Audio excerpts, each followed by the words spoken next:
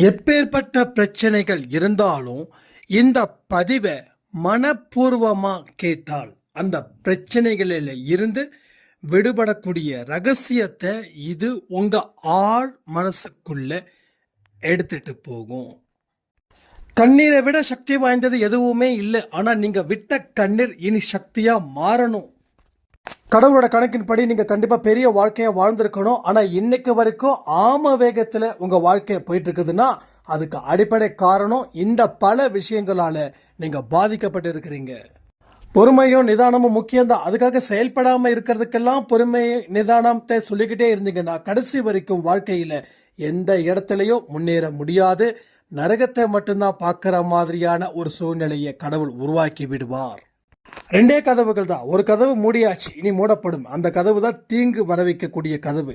அந்த கதவை கடவுள் மூடிட்டார். இனி ஒரே கதவு தான், நல்ல வழிக்கு உண்டான கதவு. அற்புத சக்தியத்தை நீங்கள் வீணாக பேஸ் பண்ணிகிட்டே இருக்கீங்க. வீணாக்கப்படக்கூடிய எந்த ஒரு சக்தியும் திரும்பவும் எந்த இடத்துலையும் பலனை கொடுக்க போகிறது இல்லை. வாழ்க்கையை வாழுங்க, வாழ்ந்து சாதிங்க. பலருக்கு நீங்கள் ரோல் மாடலாக இருக்க வேண்டியவங்க. நீங்கள் பின்தங்கி நிற்கலாமா? கடவுளுக்கு நிச்சயமாக ஒரு காயத்தை நீங்கள் ஏற்படுத்துகிறீங்க. அவரோட குழந்தையாக இருந்தும் வாழ்க்கையில் முன்னேறாமல் இருப்பதற்கு பல காரணங்களை நம்ம சொல்லிக்கிட்டே இருக்கோம். இப்போவும் கேட்கலன்னா எப்பையும் உங்கள் வாழ்க்கையில் நல்லது நடக்காமல் போயிடும்.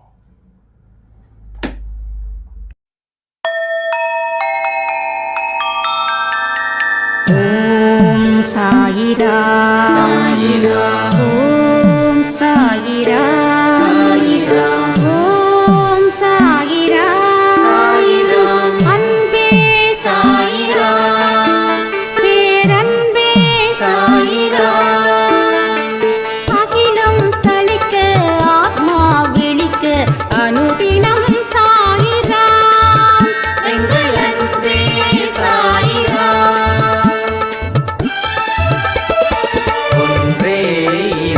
ஒன்றே பூமிக்கென்றும் சாயிரா, சரணம் சாயிரா, நன்றே செய்து வாழ்வோம், நாம் ஒன்றே செய்து வாழ்வோம், அன்பே சாயிரா.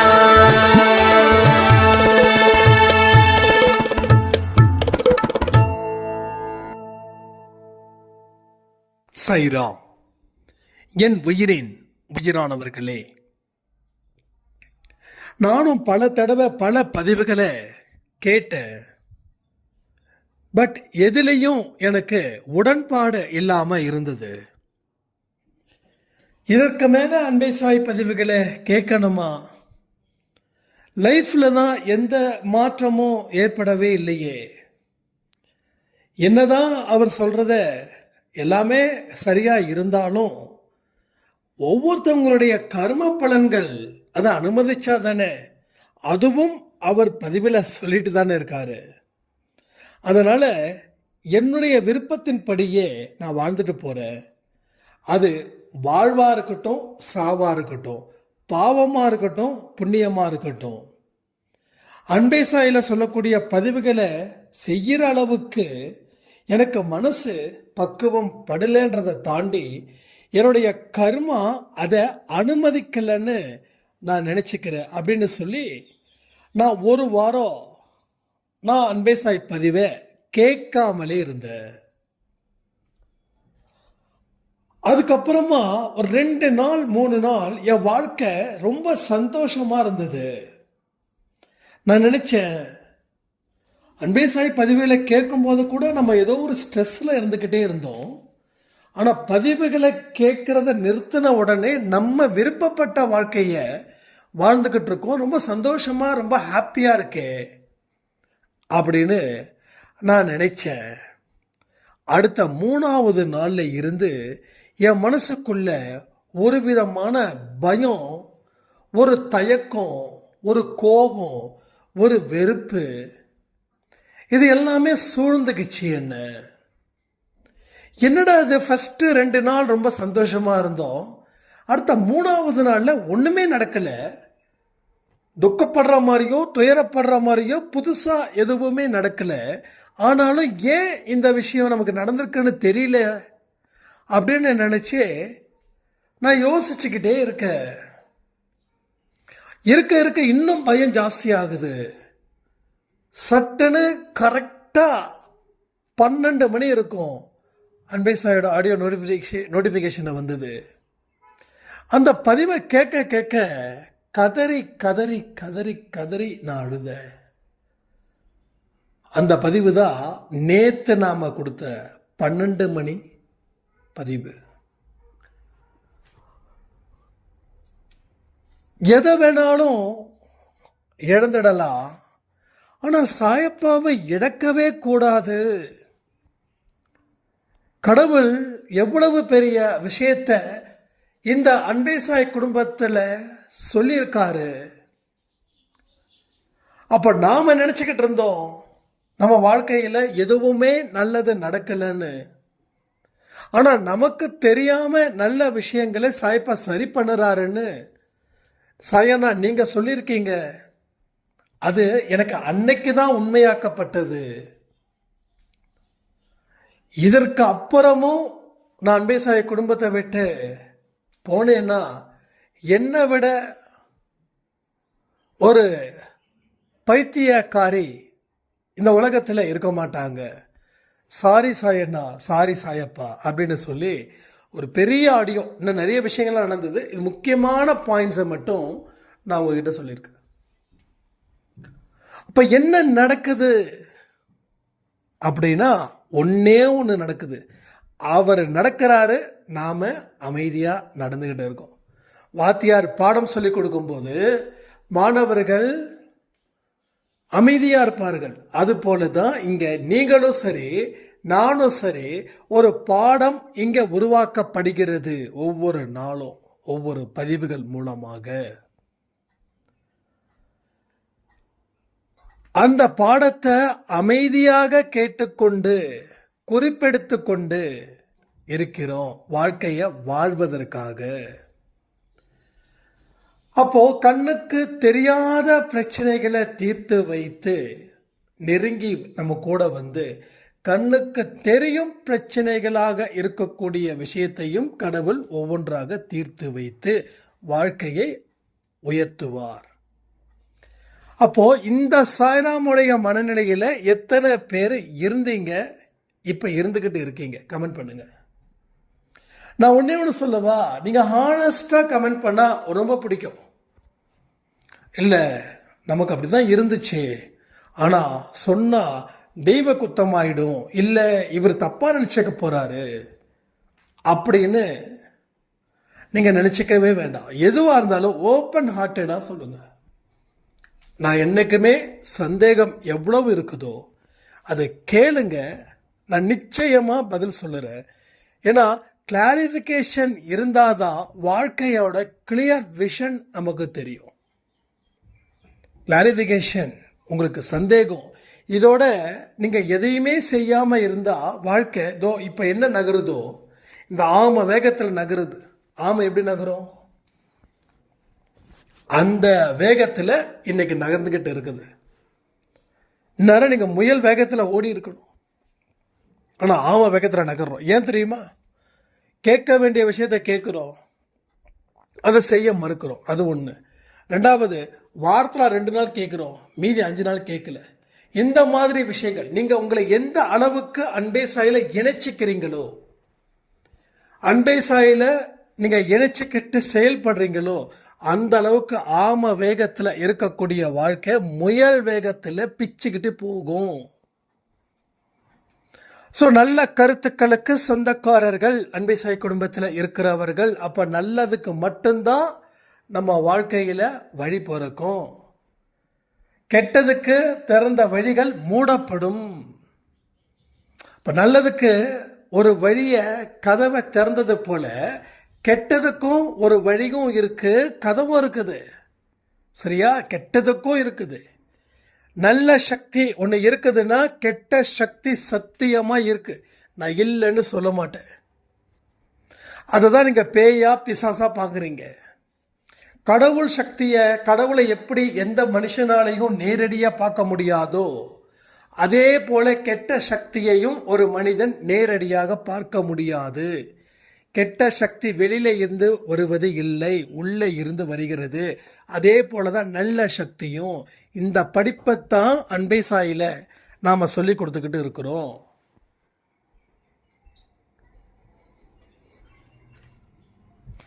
அப்போ கெட்ட சக்தியும் நல்ல சக்தியும் வெளியில இல்லை, எக்ஸ்டர்னல் கிடையாது, இன்டர்னல்.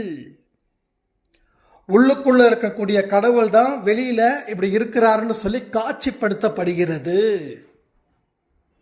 கடவுள் உருவமற்றவர். கடவுள் உருவமற்றவர். அவருடைய பரிசுத்த ஆவி ஒன்றே நம்ம வாழ்க்கையை வழி நடத்துது. அந்த பரிசுத்த ஆவி எங்க இருக்குது? உனக்குள்ள இருக்கு. ஜீவாத்மா, பரமாத்மா, இதை பற்றி நம்ம நிறைய புரிஞ்சுக்கணும். கடவுளுடைய ஒவ்வொரு துளிகள் தான் நாம். எல்லா துளிகளும் ஒன்றா சேர்றது தான் கடவுள். ஆன்மீகமும் வேணும், அறிவியலும் வேணும். ரெண்டுமே கொடுக்கறது தான் அன்பே சாய். ஆன்மீகம் ப்ளஸ் அறிவியல். ஆன்மீகம் 50, அறிவியல் 50. 100. உன்னோட பலத்தை பயன்படுத்து, உன்னோட அனுபவத்தை பயன்படுத்து, எல்லாத்தையும் சேர்த்துக்கோ. எத்தனை இடத்துல பலங்கள் இருக்கோ அத்தனையும் சேர்த்துக்கோ. ஒன்னாக்கு. செதறுனா பலகீனம். நான் ஏற்கனவே சொல்லியிருக்கேன். உதிர்ந்த திராட்சை, கொத்து திராட்சை. கொத்து திராட்சை கிலோ 60 ரூபா. நான் உதாரணத்துக்கு சொல்கிறேன், எனக்கு எவ்வளோ விலைன்னு தெரியாது. ஐ திங்க் 30 ரூபான்னு நினைக்கிறேன். கொத்து திராட்சை 60 ரூபா, உதிர்ந்த திராட்சை 50 ரூபா. இதுவும் அதுவும் ஒன்று தான். அது கொத்தா இருக்குது, இது உதிர்ந்து கிடக்குது. நல்லா புரிஞ்சுக்கணும். கடவுள் ஏங்க இந்த மாதிரி இயற்கை எளிதாக சொல்லப்பட்ட பாடத்தையும் படிக்கல? மந்திரத்துக்கு பின்னாடி இருக்கக்கூடிய விஷயத்தை தெரிஞ்சுக்க ஆசைப்படுறவ திராட்சைக்கு பின்னாடி இருக்கக்கூடியதை ஏன் தெரிஞ்சுக்கிறேன்னா திராட்சை மலிவாக கிடைக்குது. எல்லாத்துக்கிட்டையும் ஒரு பாடம், எனக்கு எல்லாத்துக்கிட்டையும் ஒரு பாடம், ஒரு குருவிக்கிட்டே பாடம். எனக்கு ஏன் இந்த குருவியை பற்றி அதிகமாக பேசுகிறேன்னா, நம்ம குருவி வளர்க்குறோம், லவ் பேர்ட்ஸ் வளர்க்குறோம். அவங்களுடைய அழகு அவ்வளோ அற்புதமாக இருக்கும். யாரும் யாரையும் தொல்லை பண்ணுறதே இல்லை. சாப்பிடுதுங்க, தண்ணி குடிக்குதுங்க, விளையாட வேண்டிய நேரத்தில் விளையாடுதுங்க, தூங்க வேண்டிய நேரத்தில் தூங்குதுங்க, சாப்பிட வேண்டிய நேரத்தில் சாப்பிடுதுங்க. ஒரு நாள் சாப்பாடு வைக்க நான் இல்லைன்னா சாப்பாடு வைக்க முடியாதுங்க. அப்போது அன்னைக்கு காலையில் வச்ச சாப்பாடு நைட்டும் வைக்கணும். ஈவினிங் என்னால் வைக்க முடியல. நான் என்ன பண்ணுவேன், நைட்டு 7-8 மணிக்கு வைப்பேன். ஒரு குருவி கூட வராது சாப்பிட்றதுக்கு. ஏன்னா 6ல் இருந்து 7 மணிக்கு வரைக்கும் சாப்பிட்ருங்க ஈவினிங். ஆனால் நம்ம 2 மணிக்கு 3 மணிக்கு பிரியாணி சாப்பிட்றோம். அப்போ மனுஷன் புத்திசாலியா, பறவைகள் புத்திசாலியா? மனுஷன் புத்திசாலியா, விலங்கு புத்திசாலியா? 6 அறிவு கொண்டவன் புத்திசாலியா இருக்கணும். 5 அறிவு கொண்ட விலங்குகள், ஜந்துக்கள் முட்டாளாக இருக்கணும். கம்பேர் வித் 6 சென்ஸை பேஸ் பண்ணி சொல்கிறேன். ஆனால் இங்கே எல்லாமே உல்ட்டாவாக மாறுது. 6 அறிவு படித்தவன் படுமுட்டாளாக வேலை பார்க்குறான். 5 அறிவு படித்ததுங்க அழகாக, அருமையாக, அற்புதமாக, ஸ்மார்ட்டாக வாழுதுங்க. ரைட்டா? எந்த பிபி இல்லை, எந்த சுகர் இல்லை. ஆனால் மனுஷனுக்கு எல்லாம் இருக்குது. ஏன்னா இந்த ஒழுக்கத்தை மீறுறான். அதுவும் நம்ம உலகத்தில் தான் இருக்குது, இதுவும் நம்ம உலகத்தில் தான் இருக்குது. ஆனால் புரிஞ்சிக்க வேண்டிய தன்மை இல்லை, பக்குவம் இல்லை. நல்ல பாதை அப்படின்னு இந்த பாதையை சொன்னால் கூட அந்த பாதை அவனுக்கு கசக்குது. டே, கெட்ட பாதையில் போகிறடா, பிரச்சனைடானா, இல்லை போகிறேன், நல்லா இருக்கேன்றான். நீ நாசமாக போயிடுவாடான்னு சொன்னால் கூட நாசமாக போகும்போது போய்க்கிறேன், இப்போ நான் நல்லா தானே இருக்கிறேன்றான். ஆனால் நாசமாக போகும்போது தான் நினைக்கிறான் நம்ம அப்போவே பாதையை மாற்றலான்னு. இதுதான் மனுஷனுடைய புத்தி. இப்படி தான் ஒவ்வொரு மனுஷனுக்கும் இருக்குது. இதுதான் உண்மை. நான் எதையுமே ஃபோர்ஸ் பண்ணி உங்களை நம்ப வைக்க முயற்சி பண்ணலை. நீங்கள் ஜஸ்ட் லைக் தட் உங்களையே நீங்கள் ஆய்வு பண்ணுங்கள். நீங்களே ஒரு ஆய்வகம், நீங்களே ஒரு லெபார்ட்டரி, நீங்களே ஒரு லேபு. ஸோ நீங்களே அந்த ஆராய்ச்சியை உங்ககிட்ட தொடங்குங்க. நான் சொல்கிறது கரெக்டாக இருக்குதான்னு பாருங்கள். கிட்டத்தட்ட நான் சொல்கிறது 80% நீங்கள் கரெக்டாக இருக்கும். ஏன்னா ஹியூமன் பீயிங்கை ஓரளவுக்கு நான் தெரிஞ்சு வச்சுருக்கேன். பல ஜென்மத்தில் கிடைச்ச அனுபவம். கடவுளுக்கு தான் நான் நன்றிகளை சொல்லணும். கோபப்பட்டால் வாழ்க்கையை இழப்போன்னு தெரியும், ஆனால் கற்றுக்கதுன்னு கற்றுட்ருக்கோம். பொறாமப்பட்டால் அசிங்கம்னு தெரியும், பொறாமப்படுவோம். பழி வாங்கிறது மோசம்னு தெரியும், பழி வாங்குவோம். இதெல்லாம் நடக்குதா இல்லையா? அதுக்கு தான் சொல்லுவோம், என்ன பண்ணுறது, நான் அப்படி இருக்கணும்னு நினச்சேன், ஆனால் அப்படி இருக்க யாருமே என் கூட இல்லையே அப்படின்னு. நாம் என்றைக்குமே வாழைப்பழத்தை உரித்து வாயில் வைக்க மாட்டாங்க. ஏன்னா சூழ்நிலை நமக்கு சாதகமாக இருந்தால் நீ கண்டிப்பாக வாழ்வ, ஆனால் பாதகமாக இருந்தாலும் அதை சாதகப்படுத்தி நீ வாழணும். அதுதான் உன்னுடைய பிறப்புக்கு உண்டான ஒரு சோதனை. இவ்வளவு கஷ்டத்துலேயும் நீ எப்படி வாழ்ந்துக்கிட்டு இருக்கன்னு அர்த்தம். இவ்வளவு துன்பத்திலையும் கடவுளை எப்படி தேடிக்கிட்டு இருக்கன்னு அர்த்தம். வறுமையிலையும் நீ நேர்மையாக இருக்கியா? 1000 பேர் தள்ளிவிட்டாலும் அவங்க மேலே கோவப்படாமல் இருக்கியா? இதெல்லாம் நம்மளால் செய்ய முடியும். ஆனால் முடியாதுன்னு நம்ம முடிவு பண்ணதால் அது முடியாதாகவே போயிடுச்சு. சில பிரச்சனைகள் நீங்கள் வாயே திறக்கலைன்னா சால்வ் ஆகிடும். பர்டிகுலராக மாமியாருக்கும் மருமகளுக்கும் இருக்கக்கூடிய பிரச்சனைகளை டீல் இப்படி பண்ணி பாருங்கள். அமைதியான முறையில் போயிடுங்க. எந்த எதிர்ப்பும் காட்டாதீங்க. அதுக்கு பதில் அன்பை காட்டுங்க. மருமகள் திருந்துவாள், இல்லை மாமியார் திருந்துவார்கள். இது சத்தியமான உண்மை. ஆனால் இதுக்கு நமக்கு டைம் இல்லை. அவள் என்ன சொன்னாலும் திருந்த மாட்டான். அவள் எவ்வளோ திமிர் பிடிச்சவ தெரியுமா? அவள் எவ்வளோ தெரியுமா? எவ்வளோ அரகண்ட்டு தெரியுமா? அதெல்லாம் திருந்தவே முடியாது. அது கர்மாவால் எழுதப்பட்டது. அது அப்படி தான் விதி. இந்த மாதிரி பேசிக்கிட்டே இருந்தால் கடைசி வரைக்கும் பேசிக்கிட்டே தான் இங்கே இருக்கணும். இங்கே ஒருத்தவங்க 2 பேர் சொல்லலை மருமக பிரச்சனைன்னு, 1000 பேர் சொல்லியிருக்காங்க. உடனே என்னென்னா, ஓகே நம்மளை பற்றி தான் சொல்கிறாங்களோ, அதுக்கு நம்மக்கிட்ட நேரடியாக சொல்லியிருக்கலாமோ அப்படின்னு நீங்கள் நினைக்கலாம். இல்லை அப்படி கிடையாது. நீங்கள் என்கிட்ட சொல்கிறீங்கன்னா உங்களை மாதிரி 10, 20, 30, 40, 50, 60 பேர் சொல்கிறாங்க. எல்லாமே பொதுவான பிரச்சனை தான். கடன் பிரச்சனை, கணவன் பிரச்சனை, மனைவி பிரச்சனை, மருமகள் பிரச்சனை, மருமகன் பிரச்சனை. வேறு என்ன பெருசாக பிரச்சனை வந்துட்டு போகுது? வேறு என்ன பிரச்சனை இருக்குது சொல்லுங்கள் பார்க்கலாம். யோசிச்சு பாருங்களேன். ஒன்று நோய் பிரச்சனையாக இருக்கும், இல்லைன்னா கடன் பிரச்சனையாக இருக்கும், இல்லை 2மே சேர்ந்த பிரச்சனையாக இருக்கும். இது ஒரு பார்ட், இது ஒரு கேட்டகரி. இன்னொரு கேட்டகரி மனுஷனுக்குள்ள மனுஷன் பிரச்சனை. கடன் இருக்காது, ஆரோக்கியம் இருக்கும், பிரச்சனை இருக்காது. ஆனால் எல்லாமே இருக்கும், வசதி இருக்கும், வாய்ப்பு இருக்கும். ஆனால் மருமக பிரச்சனையாக இருக்கும், இல்லை மாமியார் பிரச்சனையாக இருக்கும். எல்லாமே ஈஸியாக அமைஞ்சிடாது. அதை நம்ம புரிஞ்சிக்க முடியல. எல்லோரும் என்ன நினைக்கிறாங்கன்னா, எனக்கு மருமகளை பார்த்தாவே அப்படி எரியுது. கண்டிப்பாக மருமக மேலே தப்பு இருக்குது, நான் இல்லைன்னு சொல்லலை. இப்போ மருமக மேலே தப்பு இருக்குதுன்னா மாமியார் மேலே தப்பு இருக்காதான்னா? அப்போ மாமியார் மருமகளுக்கு அட்ஜஸ்ட் பண்ணணுமா, மருமக மாமியாருக்கு அட்ஜஸ்ட் பண்ணணுமானா இங்கே என்ன ஆச்சுன்னா, பையனை பெற்றவன் நான் அட்ஜஸ்ட் பண்ணணும். இந்த மாதிரி தாட்டில் தான் நாம் போயிட்டுருக்குறோம் வாழ்க்கையில். இதுதான் பல இடத்துல நமக்கு பெரிய பெரிய பிரச்சனைகளை நமக்கு கொடுத்துக்கிட்டே இருக்குது. இதில் இருந்து மீள்வதற்குண்டான வழிகளை தான் நம்ம பார்க்கணும். அப்போ எல்லாருக்குமே பிரச்சனைகள் இருக்குது. எஸ், ப்ராப்ளத்தை ஃபேஸ் பண்ணணும் அப்படின்றது தான். அப்போது இந்த மாதிரியான ஒரு இடத்துலையும் நீ எப்படிப்பட்ட வாழ்க்கையை நீ இங்கே வாழ்ந்துக்கிட்டு இருக்க, இந்த கடினமான சூழ்நிலையை நீ எப்படி ஹேண்டில் பண்ணிக்கிட்டு இருக்க, இதுதான் உங்களுக்கு வைக்கப்பட்ட ட்விஸ்டிங்கு. அப்போது நீ அட்ஜஸ்ட் பண்ணணுமா நான் அட்ஜஸ்ட் பண்ணணுமான்னு நினைக்காம, யாரோ ஒருத்தவங்க அட்ஜஸ்ட் பண்ணால் குடும்பம் சந்தோஷமாக இருக்குமேனு யார் ஒருத்தவங்க உண்மையாக நினைக்கிறாங்களோ அவர்களே வாழ்க்கையில் வாழ வேண்டியவர்கள்.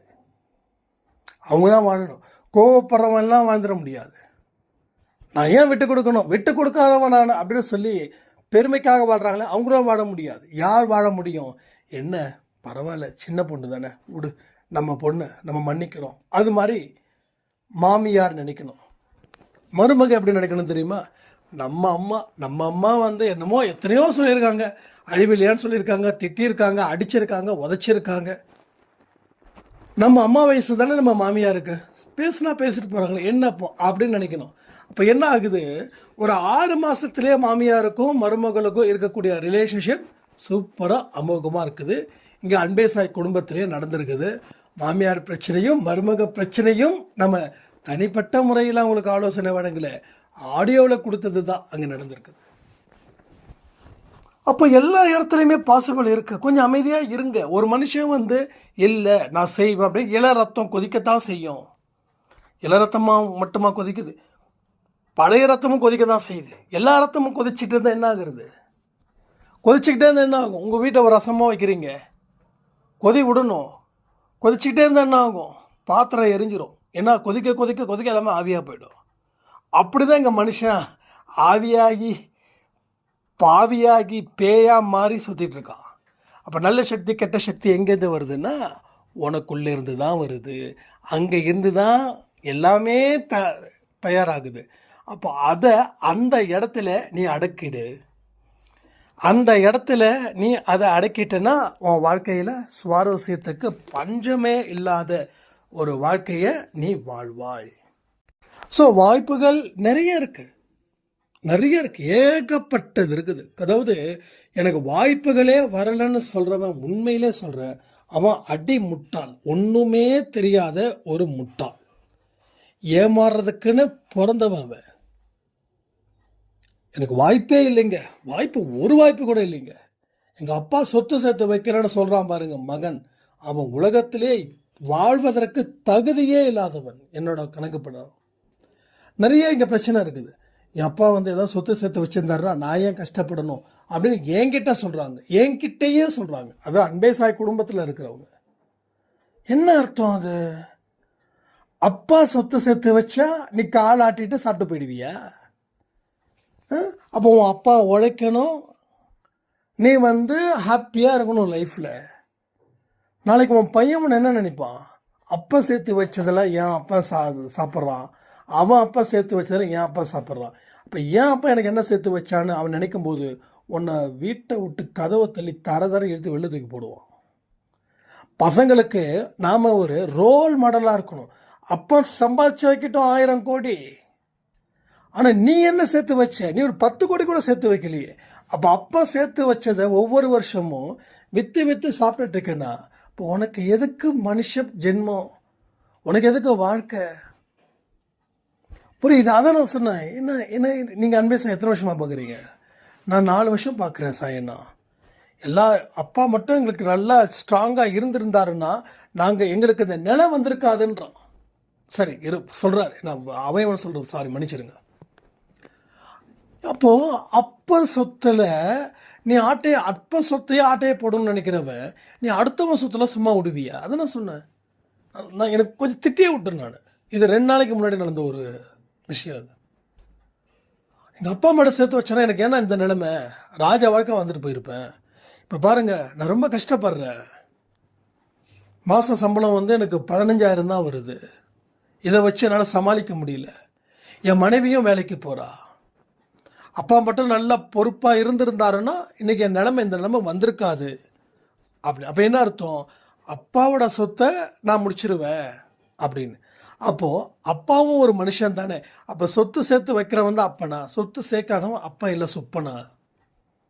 அப்போ யோசிச்சு பாருங்கள், மனுஷனுடைய மனசில் எவ்வளவோ ஒரு வன்முறை, இது வன்முறைன்னு தான் சொல்ல முடியும். அப்போ இப்படி சொல்கிறவர் சாரி மன்னிச்சிருங்க, இப்படி சொல்கிறவர் அவங்க அப்பாவை பார்த்து மரியாதை கொடுப்பாரு. அவங்க அப்பா சாப்பிட்டியான்னு ஒரு வார்த்தை கேட்பாரு. அவங்க அப்பாவுக்கு தேவையான பிரச்சனைகளை சமாளித்து கொடுப்பாரு. ஸோ எதுவுமே இல்லைங்க. அங்கே என்ன இருக்குதுன்னா ஒரு மிருகத்தனமாக மாறிட்டான் அந்த மனிதன். ஸோ நாளைக்கு என்ன ஆகுது? உன் பிள்ளை பார்த்துட்ருக்குது, எல்லாம் பார்த்துட்ருக்குது. எந்த நேரத்தில் உன்னை வீட்டை விட்டு கதவை பிடிச்சி வெளியில் தள்ளணும், கழுத்தை பிடிச்சி வெளியில் தள்ளணும் பார்த்துக்கிட்டே இருக்குது. ஏன்னா நீ உன் அப்பனுக்கு எந்த அளவில் மரியாதை கொடுக்குறியோ அதில் பாதி தான் உன் பிள்ளை உனக்கு மரியாதை கொடுக்கும். நீ உன் அப்பனுக்கு நல்லபடியாக பார்த்துக்கிட்டா உனக்கு நல்லபடியாக அவன் பார்த்துப்பான். உன் அப்பனை ஒரு ஃபினான்ஷியராக நீ பார்த்துக்கிட்டேன்னா உன் பையன் உன்னை ஃபினான்ஷியராக பார்ப்பான். என்ன வச்சுருக்கேன்னு பாக்கெட்டில் பார்ப்பான். இல்லையா நீ எதுக்கு அப்பனாக இருக்கிறேன்னு நேருக்கு நேராக கேள்வி கேட்பான். இதுதான் வாழையடி வாழைய நடக்குது. அதாவது நான் என்ன செய்கிறேனோ அதுதான் எனக்கு நடக்குது, என்ன சொல்கிறேனோ அதுதான் நான் கேட்கணும். அப்போ நான் செய்கிறதும் சொல்கிறதையும் தான் திருப்பி நான் கேட்கணும். அப்போ நான் என்ன கேட்கணுன்றத நான் என்ன சொல்லணும் முடிவு பண்ணணும். புரியுதா உங்களுக்கு? நான் நல்லது எனக்கு நடக்கணும்னா நல்லதை செய்யணும், நல்லதை கேட்கணும் அப்படின்னா நான் நல்லதை சொல்லணும். அடுத்தவனை மட்டம் தட்டுனா நான் என்ன ஒருத்தன் மட்டம் தட்டுவான். அப்போது நம்ம அப்பா தெய்வன்ற இடத்துல உட்கார வச்சு அவரால் முடிஞ்சதை செஞ்சார். பரவாயில்ல இருக்கட்டும். அவருக்கு இருக்கக்கூடிய கஷ்டம் அவருக்கு இருக்கக்கூடிய சூழ்நிலை, அவருக்கு இருக்கக்கூடிய வாய்ப்பு, அது அப்படிப்பட்டது. ஒரு 20 வருஷத்துக்கு முன்னாடி, 10 வருஷத்துக்கு முன்னாடி ஒருத்தர் சொல்கிறாரு, 10 வருஷத்துக்கு முன்னாடிலாம் வேலை வாய்ப்பே இல்லைங்க, வேலை கிடைக்காதான்னு சொல்லி ஏங்கிக்கிட்டு இருந்தோம்.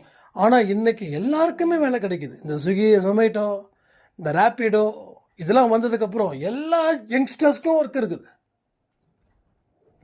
கரெக்டாக பிளான் பண்ணி, கரெக்டாக ஒர்க் பண்ணி, கரெக்டாக வந்து பணத்தை யூஸ் பண்ணிட்டோம் அப்படின்னா ஒரு 5 இயர்ஸ் கரெக்டாக அது செட்டில்மெண்ட் பண்ணிடலாம்.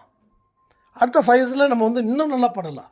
நல்ல பண்புகளை நீ வளர்த்துக்கிட்டா நல்ல இடத்துல உனக்கு கடவுள் கொண்டு போய் சேர்ப்பார். நீ கடவுளை வணங்கணுன்ற அவசியம் கூட கிடையாது. ஸோ அப்பனை இந்த பார்வையில் பார்த்தா நீ வாழ்நாள் ஃபுல்லாக உனக்கு நரகம்தான். அதனால இனிமேலாவது கொஞ்சம் மாற்றி அப்பனுக்கு செய்ய வேண்டிய கடமையை செய். அப்பாவை நல்லா பார்த்துக்கோ. அன்றைக்கி வாய்ப்புகள் இல்லை, ஆனால் எனக்கு வாய்ப்புகள் இருக்குது. வாய்ப்புகள் உன் வாய்ப்பு உன் அப்பனுக்கு இருந்துச்சுன்னா உன் அப்பா இன்னாரும் உன்னை பெரிய அளவில் உட்கார வச்சுருப்பார். அது ஒரு பிஞ்சு மனசு மாதிரி ஆகிடும். அதனால் வெறுத்து தள்ளாது. சாப்பிட்டியான்னு ஒரு வார்த்தை கேட்டால் நீ குறைஞ்சா போயிடுவேன். அவருக்கு பிடிச்சதை வாங்கி கொடுத்தா உன் சொத்து அழிஞ்சிடுமா என்ன? உன் சொத்து உயரணும், உன் வாழ்க்கை நல்லா இருக்கணும்னா பெற்றவங்களை எந்த காரணத்தை கொண்டும் அவங்கள பயன்படுத்திக்கணும்னு நினைக்காத. பயன்படுத்திக்கணும்னு நினச்சா உன்னை உலகத்தில் இருக்கிறவன் அத்தனை பேரும் பயன்படுத்தி உன்னை குப்பையில் தூக்கி எறிஞ்சிருவான். மறுபடியும் இன்னொருத்தன் எடுப்பான், அவனும் உன்னை பயன்படுத்தி குப்பையில் தூக்கி எறிஞ்சிருவான். நீ சாகிற வரைக்கும் உன்னை பயன்படுத்திக்கிட்டே இருப்பாங்க. இது நடக்கும், இது நடந்தே தீரும். எச்சரிக்கையாக கேட்கணும், சும்மா ஏனோ தானே கேட்கக்கூடாது. நம்மளுடைய பிரச்சனைகள் எங்கன்னா என்னைக்கு பெரியவங்களே நாம் மதிக்காமல் கேவலப்படுத்தி அவங்கெல்லாம் ஒரு பேர்டனாக நினச்சோமோ அன்னைக்கே நம்ம வாழ்க்கை போயிடுச்சுங்க. இப்போ கூட ரீசெண்டாக ஒருத்தவங்க சொல்லியிருந்தாங்க, அவங்களுக்கு கொஞ்சம் ஜஸ்ட்டு ப்ரே பண்ணிக்கோங்க, ரொம்ப இம்பார்ட்டன்ட் இது. என்னோடய அப்பாவுக்கு உடம்பு ரொம்ப முடியலன்னா சாப்பிட்டா அப்படியே வந்து டாய்லெட் அப்படியே போயிடுறாரு, பேச்செல்லாம் ரொம்ப கம்மியாகுது. பேசாமல் வந்து ஏதாவது டாக்டர்கிட்ட சொல்லி ஏதாவது இன்ஜெக்ஷன் அது மாதிரி. நான் தான் சொன்னேன், ரொம்ப தப்பு, பாவம். உயிர் போகணும் அப்படின்னா நீங்கள் நல்லபடியாக பிரார்த்தனை பண்ணுங்க, பிரார்த்தனை பண்ணி அப்படி போகட்டும் அப்படின்னு. ஸோ எல்லாத்துக்காகவும் பிரார்த்தனை பண்ணிக்கோங்க. நல்லபடியாக எந்த பிரச்சனையும் இல்லாமல் அவருடைய உயிர் போகணும். பேர்லாம் தெரியாது, ஜஸ்ட் லைக் நீங்கள் ப்ரே பண்ணுங்கள். இப்போ என்ன ஆகுதுன்னா, ஏதோ ஒரு எமோஷ்னலில் என்னமோ பண்ணிடுறோம், திருப்பி நமக்கே வந்து அது வேலை பார்க்கும், பயங்கரமாக வேலை பார்க்கும். கொஞ்சம் நஞ்சம் இல்லை, எக்ஸாக்டாக வேலை பார்க்கும். ஸோ எது நமக்கு வேலை பார்க்கணுமோ அதை நாம் தீர்மானிச்சிடலாம். அதை பேஸ் பண்ணி வாழ்ந்து பாருங்கள். வாழ்க்கையில் நிச்சயமாக சரித்திரம் படைக்கலான்னு சொல்லி இந்த பதிவு ரொம்ப ரொம்ப ரொம்ப இம்பார்ட்டன்ட். இது போக போக ரொம்ப சுவாரஸ்யமாக இருந்தது. அதனால் சுவாரஸ்யம் இருக்கட்டும், அதில் இருக்கக்கூடிய நிறைய விஷயத்தை பயன்படுத்துங்க. கண்டிப்பாக சொல்கிறேன், மாமனார் மாமியார் மருமக பிரச்சனை அன்பை சாயில் இன்றோடு தீர்ந்ததாக நினச்சி நம்ம கடவுளுக்கு நன்றி சொல்லலான்னு சொல்லி, நீங்கள் காலையில் 10 மணிக்கு ஆடியோ கொடுக்க முடியல, அதனால் மன்னிச்சிருங்க. ஸோ வழக்கம் போல் நைட்டு சாய் ப்ரேயர் வரும். ஸோ எல்லோரும் அட்டன் பண்ணுங்க சொல்லி இந்த பதிவை நான் முடிக்கிறேன். ஜெய் சாய்ராம். ஓம் சாயிரா.